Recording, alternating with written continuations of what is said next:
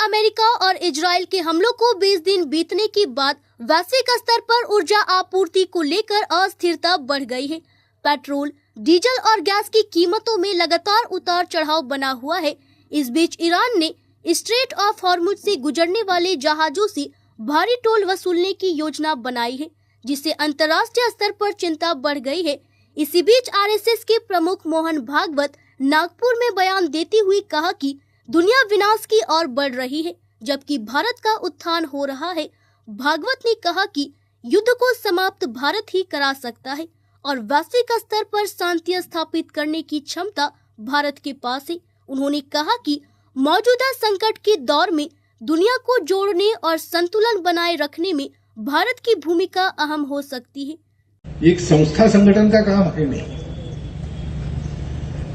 न ये केवल हमारा काम है, हमारा यानी भारत का या हिंदू समाज का।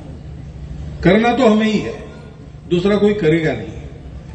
लेकिन ये करना ऐसे है कि हम करने लगेंगे, हमारे उदाहरण से, हमारी शक्ति के कारण आवाज सुनी जाएगी तब समझ में आएगी और हमारा उदाहरण देखकर सारी दुनिया उसका अनुकरण करेगी, तब दुनिया ठीक होगी। ये ध्यान में है, दुनिया के चिंतकों के ध्यान में ये बात आती है। ये तो चले हुए युद्ध में बार बार देशों से आवाज उठ रही कि इसको समाप्त भारत ही कर सकता है। न्यूज़ इंडिया 24 से अंजलि कुमारी, ब्यूरो रिपोर्ट।